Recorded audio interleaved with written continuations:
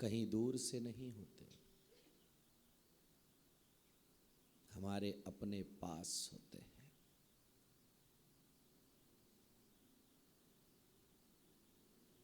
इसीलिए जो है जैन ग्रंथों में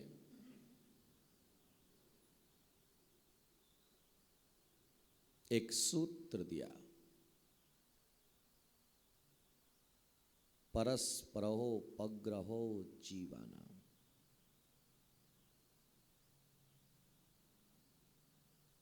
एक जीव दूसरे जीव का उपकार करे।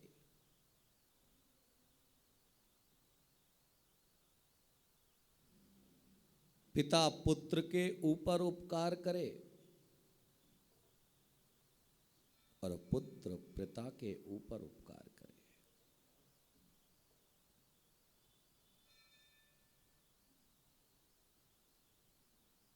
बहू सास के ऊपर उपकार करे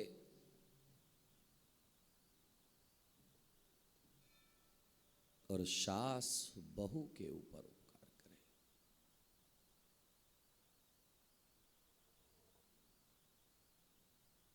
क्योंकि मंदिर की प्रार्थनाएं जब ही सफल हो सकती है जब तुम्हारे मन के अंदर, तुम्हारे घर के अंदर शांति के वातावरण का निर्माण होगा।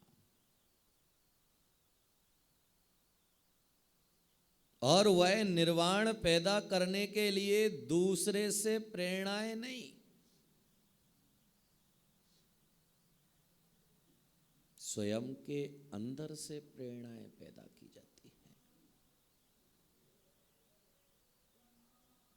जिनके ऊपर जो है संस्कारों का सबसे ज्यादा गहरा प्रभाव होता है।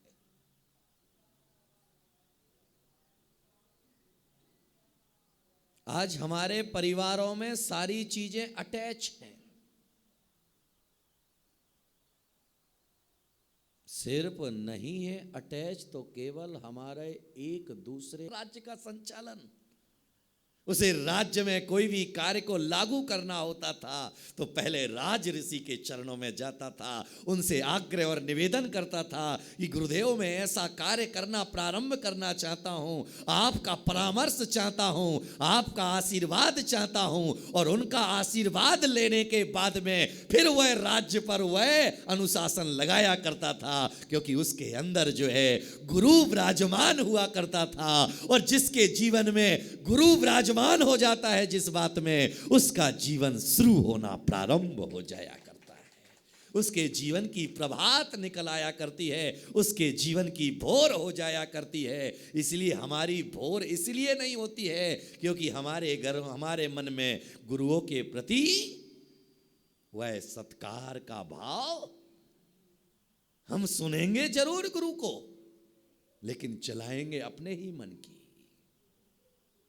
इसीलिए जैन ग्रंथों में कहा गया कि अगर अपने अंदर सम्यक दर्शन की भूमिका बनाना है तो गुरु से सब कुछ कहना, गुरु से सब कुछ कहना, एक भी बात मन की गुरु से नहीं छुपाना। लेकिन साथ में यह भी कह दिया कि गुरु से सब कुछ कहना मगर गुरु के कहने के बाद कुछ नहीं कहना, तुम्हारे सम्यक दर्शन की भूमिका बन जाएगी। क्योंकि स्थान है वह। हम नमोकार मंत्र जप ले, हमने भजन में हमने पढ़ लिया कि नवग्रह उससे जो है अनुकूल हो जाया करते हैं, तो तेरे घर में सबसे पहला गुरु है कौन? उस गुरु का तेरे पास में यथोचित क्या सम्मान है? क्योंकि कहीं ना कहीं कभी ताली एक हाथ से नहीं बजती है, ताली हमेशा दोनों हाथ से बजती है। आज माता पिता का अगर सत्कार खत्म हुआ है तो उसके पीछे कहीं ना कहीं तुम्हारा भी हाथ है। कल मैंने संध्या के समय कहा था कि कल रविवार है, अपने अपने बेटे बच्चे बहुओं को लेकर के यहां आना। हाँ महाराज बिल्कुल आएंगे। लेकिन कुछ को समझ में आया और कुछ को समझ में क्योंकि उन्हें लगता है ये तो सारे साधु लोग कहते हैं, ये तो सारे मुनि लोग कहते हैं, मुनियों को काम धंधा क्या है। याद में रखिएगा, मुनियों का काम धंधा नहीं है, ये मुनियों की करुणा भाव है। क्योंकि याद में रखना, उपदेश देना मेरा कर्तव्य नहीं है, उपदेश देना मेरा करुणा भाव है। नहीं तो मुनि को उपदेश देने की आवश्यकता, मुनि के लिए तो दो ही कर्तव्य आचार्यों ने कहे, ज्ञान ध्यान। क्या? ज्ञान करना और ध्यान करना, देना नहीं। इसीलिए जो है तीर्थंकर जब तक मुनि अवस्था में रहते हैं उपदेश नहीं देते। जिस समय उन्हें केवल ज्ञान प्राप्त होता है उसके बाद ही समूह में उनकी दिव्य ध्वनि खिरना प्रारंभ होती है, उसके पहले उनका उपदेश, क्योंकि उन्हें तुमसे कोई लेना देना नहीं है।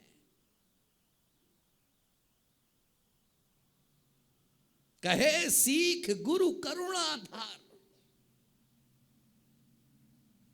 जे त्रिभुवन में जीव अनंत, सुख चाहे दुख ते भयवंत, ताते दुख हारी सुखकार, कहे सीखे गुरु करुणाधार। दौलत राम जी कह करके चले गए।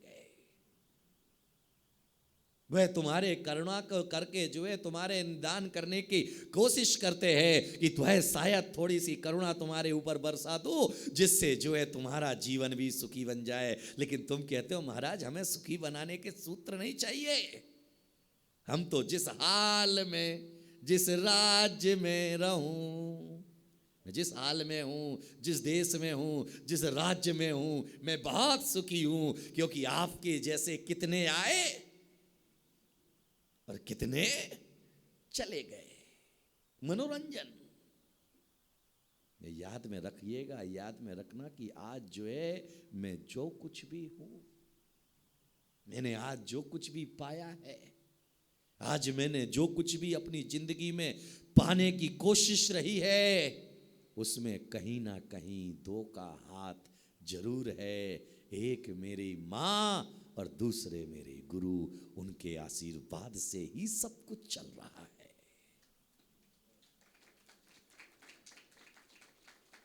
इसीलिए याद में रखिएगा कि उन बेटियों के मन में इसीलिए अपने पिता के प्रति गौरव का भाव पैदा हुआ, क्योंकि उनकी फाइलें अटैच थी।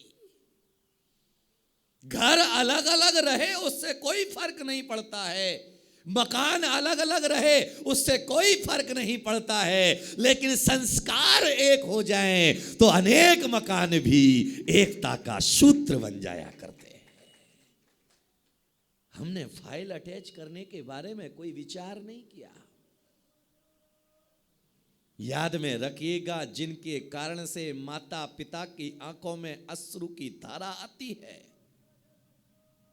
जिन बच्चों के कारण से माता पिता दुखी होते हैं, जिन बच्चों के कारण से माता पिता परेशान हुआ करते हैं, वह बेटा चाहे मुनि भी बन जाए लेकिन फिर भी वह अपनी साधना के उतंग शिखर तक नहीं पहुंच पाएगा, क्योंकि उसने दुखी। इसीलिए मां का मूल्य अपने आप बढ़ जाता है। ग्रस्त जीवन में रहो तो जन्मदात्री माता का मूल्य हुआ करता है, और संन्यास को धारण कर लो तो जिनवाणी मां का मूल्य बढ़ जाया करता है। वहां जन्मदात्री मां का सम्मान है, तो यहां पर जो है जिनेंद्र भगवान की वाणी जिसके अंदर गुंफित है, उस जिनवाणी मां का मूल्य है, क्योंकि वह भी गुरु बनकर के खड़ी हुई है।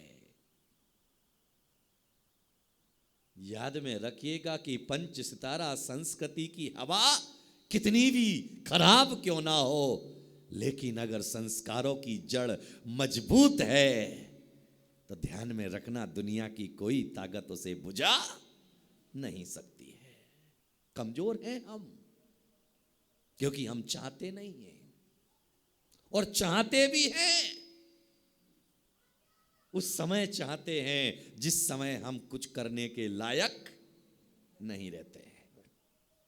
समय निकल जाने के बाद लौट करके वापिस गया हुआ समय लौट करके वापिस नहीं आएगा। निकला हुआ मुख से शब्द तुम्हारा लौट करके वापिस।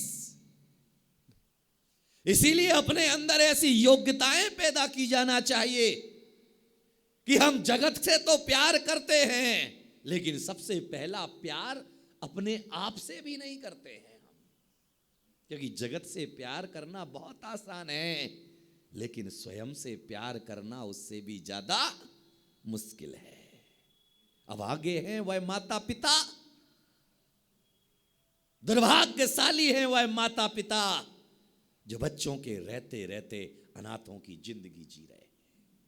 जीवन का सबसे बड़ा पाप है वह तुम्हारा, जिंदगी का सबसे बड़ा कष्ट भरा तुम्हारा समय है, सबसे बड़ा कर्म का उदय है वह तुम्हारा कि तुम्हारे जीते जी तुम्हारे माता पिता के रहते रहते, बच्चों के रहते रहते माता पिता को अनाथों की जिंदगी जीना पड़े। बेटा भले ही करोड़ों रुपए कमाने वाला क्यों ना हो, भले ही वह परपति और खरबपति क्यों ना हो, लेकिन याद में रखना वही माता पिता धन्य हैं जिनके बच्चे उनके साथ रहते हैं।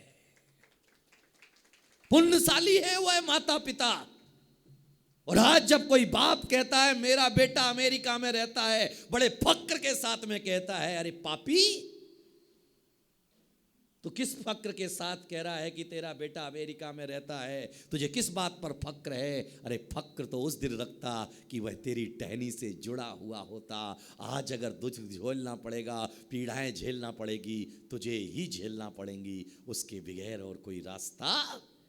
पहले माता पिता का आदर सम्मान था, इसलिए घर टूटते नहीं थे, घर हमेशा जुड़े रहा करते थे। 50 लोग भी एक साथ शांति और आनंद का अनुभव कर लिया करते थे। और आज घर में 5 रहते हैं, लेकिन फिर भी शांति का वातावरण। तुमने अपने बच्चों को नौकर बनाया, तो माता पिता होने का तुमने फर्ज अदा नहीं किया है, तुमने गुलामी करना सिखाया है। याद में रखिएगा कि तुम्हारे बेटे की शिक्षा ना तो तुम्हारे परिवार के काम की है, ना तो तुम्हारे बेटे की शिक्षा जो है समाज के काम की है, और ना ही तुम्हारे बेटे की शिक्षा जो है धर्म के काम की है, और ना ही तुम्हारे बेटे की शिक्षा तुम्हारे देश के काम की है। तुम्हारे बेटे की शिक्षा है तो केवल डॉलर और पैसे के काम की, उन कामी भोगियों के गुलामी के काम की है, जो मल्टीनेशनल कंपनी में दिन रात लग करके वह काम कर रहे हैं। तुमने उन्हें नौकर बना करके खड़ा कर दिया, एक व्यभिचारी का उसे नौकर बना करके खड़ा कर दिया। तुमने माता पिता होने का फर्ज अदा किया। बीज बोए बबूल के तो आम कहां से आए। हमारे यहां कहा जाता है कि नमक रोटी ही क्यों ना हो, लेकिन वह चैन की होना चाहिए। सोने की रोटी भले ही ना हो, लेकिन जो है वह चैन की होना चाहिए। और चैन की रोटी सोने की रोटी से बड़ी हुआ करती है। इसलिए जो बच्चे यहां पर बैठे हैं, जीवन में अगर तरक्की करना चाहते हैं तो याद में रखना, अपनी फाइल को अटैच करके रखना। और जो माता पिता यहां बैठे हैं, जो भूल तुमने कर ली है उस भूल को सुधार लो। आने वाली संस्कृति और संस्कृति के सुधारने का अध्याय अपने जीवन से लिख लो। और अगर वह अध्याय तुमने नहीं लिखा तो याद में रखना, तुम्हें काल भी कभी माफ नहीं कर सकेगा। फक्र मत मनाओ उसमें कि तुम्हारा बेटा बेंगलोर में 50 लाख रुपए साल कमाता है। ये फक्र का विषय नहीं है। तुम्हारे लिए कितना है? तुम्हारी असली दौलत तुम्हारे संतान है, तुम्हारी असली दौलत तुम्हारी संस्कार हैं, तुम्हारी असली दौलत होली दिवाली दशहरा भी होता है तो भी तुम्हें अकेले रहना पड़ता है। 5 साल में एक बार वह अमेरिका से लौट करके आता है, ना तो तुम्हारे घर की होली कहीं रह गई, ना तुम्हारा दशहरा कहीं रह गया, ना तुम्हारा रक्षाबंधन रह गया। अरे रक्षाबंधन पर बहन कलाई पर राखी बांधने के लिए तरसती रहती है हिंदुस्तान में, लेकिन भाई पहुंचता नहीं है। दीपावली पर दीप लेकर के इंतजार करती रहती है माँ कि मेरा बेटा आएगा, मैं दीप जलाऊंगी परिवार के साथ में। लेकिन वह तो जो है दीप तो खुद ही जलाना पड़ेगा और खुद ही अंधेरे में रोना पड़ेगा। ऐसी दौलत, ऐसी शौहरत, ऐसी, इसीलिए जैन समाज का बच्चा नौकर बनने के लिए पैदा नहीं हुआ है, जैन समाज का बच्चा मालिक बनने के लिए पैदा हुआ है। हम मालिक बनने के लिए पैदा हुए हैं, नौकर बनने के लिए पैदा नहीं हुए। हम अपनी कंपनी खोल करके 10 लोगों को नौकरी पर रखने के लिए पैदा हुए हैं। हम 10 लोग मिलकर के उसकी कंपनी चलाने के लिए पैदा नहीं हुए।